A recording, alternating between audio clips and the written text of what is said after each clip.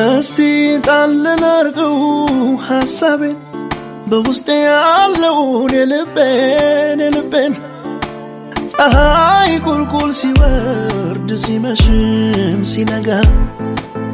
ፊቱ አይቀየር ምንድነው መሸበር የልቤ የሚገባው ካለልኝ እግዚአብሔር ትዝ